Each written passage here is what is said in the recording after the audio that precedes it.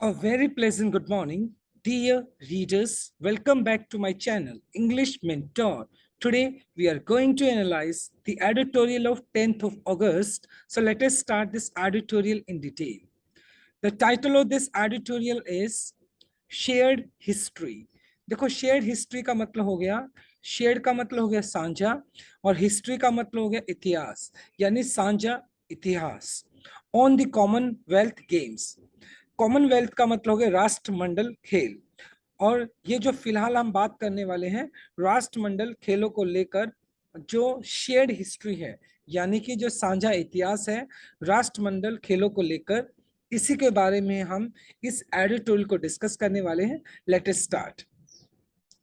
India did well at Commonwealth games. India ने राष्ट्रमंडल जो खेल अभी 2022 के अंदर ऑस्ट्रेलिया के अंदर हुए, उसके अंदर इंडिया ने बहुत अच्छा परफॉर्मेंस किया है, बहुत अच्छा खेल दिखाया है इंडिया ने। That is increasingly losing its allure. That is increasingly, increasingly का मतलब हो गया शार्पली कह सकते हो, लगातार। लूजिंग इट्स अल्योर, अल्योर का मतलब हो गया एक तरीके से अट्रैक्शन। जो कॉमनवेल्थ गेम है उसका जो एक अट्रैक्शन है, उसका जो एक आकर्षण है, वो लगातार क्या हो रहा है, कम होता जा रहा है। यानी कहीं ना कहीं जो कॉमनवेल्थ गेम है उसको जो देखने वाले जो ऑडियंस है, जो स्पेक्टेटर्स है, वो कहीं ना कहीं उसके अंदर कम इंटरेस्ट ले रहे हैं। कॉमनवेल्थ गेम अपना आकर्षण धीरे धीरे खो रहा है। द कॉमनवेल्थ गेम्स CWG अल्यूडिंग, अल्यूडिंग का मतलब होता है इशारा करना किसी की तरफ, सिग्नल करना। जो कॉमनवेल्थ गेम है वो इशारा करता है क्या, to a happily ever ever after. Happily ever after का मतलब एक पर्टिकुलर कंक्लूजन के बाद, यानी किसी चीज के खत्म होने के बाद का जो टाइम पीरियड होता है वो बहुत अच्छा टाइम पीरियड होता है, खुश खुशी नुमा होता है, जो between England and it's farmer colonies. एक टाइम था जब इंग्लैंड ने अपना जो रूल था, अपना जो कब्जा था बहुत सारी कंट्रीज के ऊपर, उसने अपना कब्जा जमाया हुआ था एंड इट्स फॉर्मर कॉलोनीज। और इंग्लैंड ने क्या किया था, जिन भी पर्टिकुलर देशों के ऊपर अपना कब्जा जमाया था उनके ऊपर वहां पर उसने अपनी कॉलोनीज को बना दिया था, उपनिवेश को बना दिया था। तो कहीं ना कहीं इंग्लैंड की अगर बात की जाए, जब ये सारी की सारी पर्टिकुलर कंट्रीज इंग्लैंड के उस कब्जे से आजाद हुई और उन कॉलोनी से आजाद हुई, तो उसके बाद जो इंग्लैंड का इन पर्टिकुलर कंट्रीज के साथ देखा जाए तो रिलेशन काफी ठीक रहा। May have it's legacy issue, may have it's legacy, legacy का मतलब हो गया विरासत। और ये जो फिलहाल अगर देखा जाए कॉमनवेल्थ की जो लेगेसी है, लेगेसी का मतलब जो विरासत है, इशू मतलब एक तरीके से उसका जो एक विवाद है, यानी कहीं ना कहीं कॉमनवेल्थ गेम का जो एक लेगेसी है, विरासत है, वो धीरे धीरे कम होता जा रहा है। उसका जो अट्रैक्शन है, उसका जो अल्योर है, वो कम होता जा रहा है। And in terms of competitive yardstick, और जहां तक अगर देखा जाए कॉम्पिटिटिव, प्रतिस्पर्धी, यार्डस्टिक मतलब कह सकते हो एक तरीके से जो मैदान है जहां पर कंपटीशन दिखाई देना चाहिए, अगर उसकी बात की जाए, with the obvious absence, obvious मतलब clear, United States of America, Russia and China. और कहीं ना कहीं कॉमनवेल्थ गेम के अंदर United States of America, Russia और चाइना जैसी जो प्रोमिनेंट कंट्रीज हैं, बहुत बड़ी जो देश हैं, जिसके अंदर से बहुत सारे जो एथलीट्स निकल कर आते हैं, उन सभी एथलीट्स की कमी कहीं ना कहीं कॉमनवेल्थ गेम्स के अंदर साफ साफ दिखाई पड़ी। The CWG is considered a notch below the Olympic, the Asian Games। और कहीं ना कहीं अगर देखा जाए CWG को, कॉमनवेल्थ गेम्स को, इस कंसिडर, कंसिडर का मतलब उसको समझना, अ नॉच बिलो, नॉच वैसे नॉच बिलो कह सकते हो, एक कदम नीचे, below the Olympics and Asian game. और कहीं ना कहीं जो कॉमनवेल्थ गेम्स हैं उनको ओलंपिक्स और एशियन जो गेम्स है उसके नीचे वाले पायदान पर उसको माना जाता है। येट, लेकिन इसके बावजूद भी the CWG has a certain value in being a multi-nation quadrennial event that beats a disparate group of countries built by continents and first by shared past link to the British Empire। Yet इसके बावजूद भी CWG Commonwealth game has a certain value, इसकी एक specific एक value है, कीमत है, importance है कॉमनवेल्थ गेम्स की, and being a multi nation quadrennial event, क्योंकि बहुत सारे मल्टी नेशन और इस पर्टिकुलर कॉमनवेल्थ जो गेम्स एक पूरा का पूरा एक टूर्नामेंट है, इसके अंदर बहुत सारे देश पार्टिसिपेट करते हैं। एंड क्वाड्रेनियल का मतलब हो गया जो चार चार सालों के बाद कोई भी इवेंट आता है उसको बोल सकते हैं क्वाड्रेनियल इवेंट, जो 4 सालों के बाद आता है। ये अपने आप में जो CWG है कॉमनवेल्थ गेम है, इसका अपना खुद का एक वैल्यू है, बहुत सारे देश इसमें पार्टिसिपेट करते हैं। 4 सालों के बाद ये इवेंट आता है। दैट पिट्स, पिट्स का मतलब खड़ा करना, डिस्पैरेट, डिस्पैरेट का मतलब different, different groups of countries, और जो खड़ा करता है क्या, अलग अलग देशों के ग्रुप को, जो अलग अलग देशों के ग्रुप है, स्पिल्ट बाय, जो मतलब डिवाइड हुए हैं बाय द कॉन्टिनेंट, मतलब यानी कहीं ना कहीं वो सारे के सारे देश जो कॉन्टिनेंट की वजह से, महाद्वीप की वजह से अलग हुए हैं, उन सभी देशों को एक साथ खड़ा करता है। एंड फर्स्ट, फर्स्ट का मतलब एक तरीके से इंक्लूड होना by share pass link to the British Empire, और कहीं ना कहीं ये जो देश है वो एक दूसरे के साथ जुड़े हुए हैं, संजोए हुए हैं, किसके साथ, share pass link to the British Empire, और कहीं ना कहीं ब्रिटिश एम्पायर ने इन सभी पर्टिकुलर कंट्रीज के ऊपर कहीं ना कहीं राज किया हुआ है, और ये जो पर्टिकुलर कंट्रीज है कहीं ना कहीं एक ब्रिटिश एम्पायर के साथ इनका इतिहास जुड़ा हुआ है। It offers athletes one more shot at glory, और ये जो पर्टिकुलर कॉमनवेल्थ गेम है, जितने भी एथलीट्स हैं उनको क्या करता है, ग्लोरी, ग्लोरी मतलब एक यश, मतलब कहीं ना कहीं एक जो एक रिस्पेक्ट जो देता है, उनकी जो शान है वो कहीं ना कहीं वो बढ़ती है, अगर जितने भी एथलीट्स हैं वो कॉमनवेल्थ गेम्स के अंदर पार्टिसिपेट करते हैं। बिसाइड्स, इसके अलावा inspiring their fans to pursue sports with added vigour, vigour का मतलब हो गया करेज, साहस, और at the same time Commonwealth के अंदर ये जो कॉमनवेल्थ है वो एथलीट्स को क्या करता है, ग्लोरी प्रोवाइड करता है, जिससे कि जो दूसरे उनके फैंस हैं, उन गेम्स को देखने वाले जो फैंस हैं, वो डेफिनेटली सी बात है वो स्पोर्ट्स को परस्यू करना चाहेंगे, वो स्पोर्ट्स के अंदर अपना करियर बनाना चाहेंगे विद विग्योर, विग्योर का मतलब हो गया एक तरीके से पैशन के साथ, करेज के साथ, साहस के साथ। इन द लेटेस्ट एडिशन, जो फिलहाल 2022 का जो लेटेस्ट एडिशन है, जिसके अंदर अगर देखा जाए, that concluded at Birmingham on Monday, जो फिलहाल लेटेस्ट जो एडिशन है जो मंडे को खत्म हुआ बर्मिंगम के अंदर, India with medal hall of 61, India with a medal hall, medal hall का मेडल टैली ऑफ 61, और इंडिया का जो मेडल जीतने का जो टैली रहा वो 61 रहा। कॉमनवेल्थ के अंदर इंडिया ने बहुत अच्छा परफॉर्म किया, 61 मेडल्स क्लेम किए, इंक्लूसिव ऑफ 22 गोल्ड्स, इंक्लूसिव का मतलब होता है इंक्लूड करते हुए, जिसके अंदर 22 गोल्ड थे।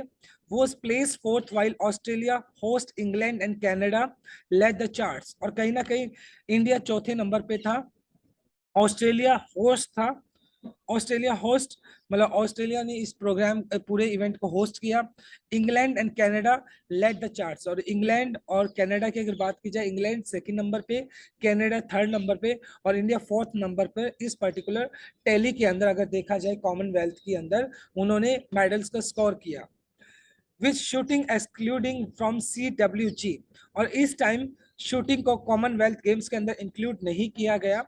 India lost out on an additional yield, yield का मतलब होता है वैसे प्रोडक्शन, और इंडिया कहीं ना कहीं अच्छा परफॉर्म कर सकती थी, क्योंकि शूटिंग के अंदर भी इंडिया के बहुत अच्छे एथलीट्स हैं कहीं ना कहीं, तो शूटिंग के अंदर इंडिया अच्छा परफॉर्म कर सकती थी, लेकिन इंडिया को वो जो एक एडिशनल एक यील्ड मिल सकता था, एक एडिशनल बेनिफिट मिल सकता था कॉमनवेल्थ के अंदर, इंडिया अपने मेडल्स के टैली को इम्प्रूव कर सकती थी, कहीं ना कहीं वो अनफॉर्चुनेटली शूटिंग ना शामिल करने की वजह से इंडिया को 22 गोल्ड्स के साथ ही सेटिस्फाई होना पड़ा।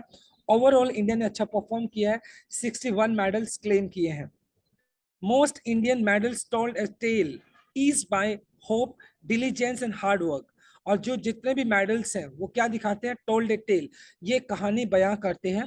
ईस्ट का मतलब हो गया design by, to cut a smooth pattern, design by hope, और ये जो पूरे के पूरे जो मेडल्स हैं वो कहीं ना कहीं डिजाइन बाय होप, आशा की बात की जाए, डिलीजेंस परिश्रम की बात की जाए, और हार्डवर्क कड़ी मेहनत की बात की जाए, उस कहानी को बयां करते हैं।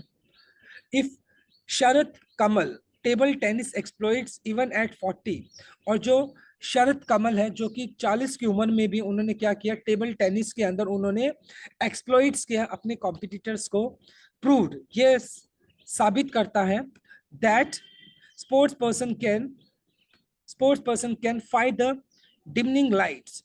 डिमनिंग लाइट्स का मतलब हो गया, मतलब कम प्रकाश के अंदर भी, मतलब कहीं ना कहीं एक ऐसा पर्टिकुलर टाइम पीरियड, जब 40 की अगर बात की जाए तो उम्र का एक ऐसा पड़ाव है जहां पर एथलीट्स पूरी एनर्जी के साथ नहीं होता है, कहीं ना कहीं उसकी जो फिजिकल जो एक स्टेमिना होता है, जो उसकी जो एबिलिटी होती है गेम खेलने की, वो कहीं ना कहीं कम होती है। लेकिन शरद कमल ने इस बात को प्रूव किया है कि 40 की एज के अंदर भी गेम्स को एक्सप्लॉइट किया जा सकता है, जीता जा सकता है। वेट लिफ्टर संकेत सारगर, और जो वेट लिफ्टर थे Indian Sanket Sargar, silver in men's 55 KG segment, और 55 की कैटेगरी के अंदर जो वेट लिफ्टिंग जो हमारे थे वेट लिफ्टर थे जो संकेत सारगर, उन्होंने क्या किया, सिल्वर मेडल अचीव किया।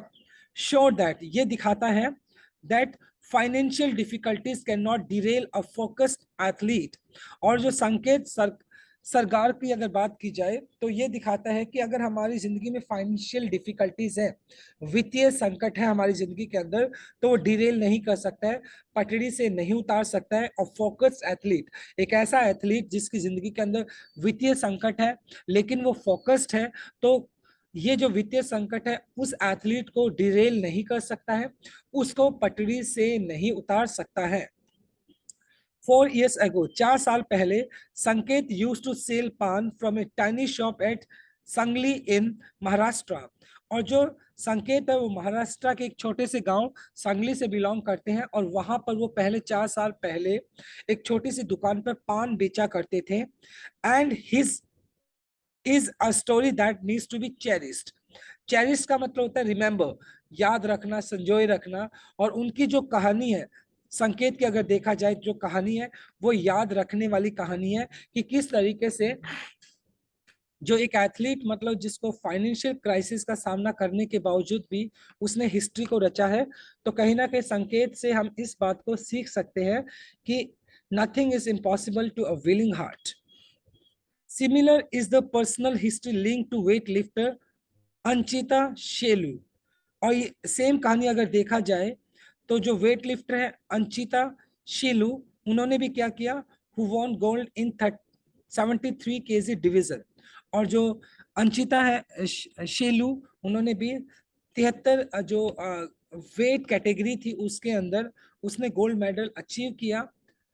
अंचिता, his brother Alok and mother did embroidery. Embroidery का मतलब हो गया एक तरीके से कढ़ाई का काम करना। जो अंशिता है उसका जो भाई है और उसकी जो मदर है वो एम्ब्रॉयडरी करते हैं, मीन्स कढ़ाई का काम करते हैं। The siblings also worked in the fields, और जो भाई बहन है दोनों क्या करते हैं, खेतों में काम भी करते हैं। फाइटिंग पॉवर्टी, गरीबी के साथ लड़ाई करना। कॉपिंग विद, टैकल करना the demise of their father. और अनफॉर्चुनेटली उनके जो फादर हैं वो, डिमाइज का मतलब होता है मर जाना, तो कहीं ना कहीं उसके जो फादर हैं वो भी इस दुनिया से चले गए, लेकिन उसके बावजूद भी, पॉवर्टी के बावजूद भी अंशिता ने ओवरकम किया और गोल्ड मेडल अचीव किया वेट लिफ्टिंग के अंदर। लाइक संकेत, संकेत की तरह ही अंशिता too is a story of hope and redemption. Redemption का मतलब हो गया एक तरीके से किसी चीज को वैसे रिपीट करना या सेव करना। तो कहीं ना कहीं जो अंशिता की जो लाइफ की जो कहानी है वो भी आशा से भरी हुई है एक तरीके से, और रिडम्पशन से भरी हुई है। If fresh athlete caught the eye, अगर देखा जाए तो जो नए एथलीट्स हैं उन्होंने अब की बार क्या किया, coat the eye with a tribe over the tough circumstances. अब जो नए खिलाड़ी थे उन्होंने क्या किया, कोट दिया है, लोगों की अटेंशन ली अब की बार अपनी जीत के द्वारा। ट्राइम का मतलब जीत हो गया, इन ओवर टफ सर्कमस्टेंसेस। हालांकि उनके जो सर्कमस्टेंसेस थे वो काफी टफ थे, उनकी जो परिस्थिति थी वो बहुत मुश्किल थी, लेकिन उसके बावजूद भी उन्होंने क्या किया, जीत को हासिल किया। और बहुत ये जो यंग एथलीट्स थे उन्होंने लोगों की अटेंशन को भी कैप्चर किया। The established ones reiterated their dominance too. सिर्फ ऐसा ही नहीं कि जो नए खिलाड़ी हैं उन्होंने अच्छा परफॉर्म किया, बल्कि जो जो एथलीट्स एस्टेब्लिश्ड हैं, जो स्थापित हैं खिलाड़ी, उन्होंने रीइटरेटेड, रिपीटेड रीइटरेटेड का मतलब होता है रिपीट करना, देयर डोमिनेंस टू, और उन्होंने भी अपना डोमिनेंस जो वर्चस्व है वो दिखाया। यानी नए खिलाड़ियों ने तो अच्छा परफॉर्म किया ही, एट द सेम टाइम जो पुराने खिलाड़ी थे उन्होंने भी अपने डोमिनेंस को बनाए रखा। PV Sandhu PV Sindhu, who will now be the counted among the India's greatest ever athletes, won gold in badminton women's singles, while her mate counter Lakshya Sen did an encore। और पीवी सिंधु की अगर बात की जाए तो फिलहाल उनको ग्रेटेस्ट एथलीट्स के अंदर शामिल किया जाता है।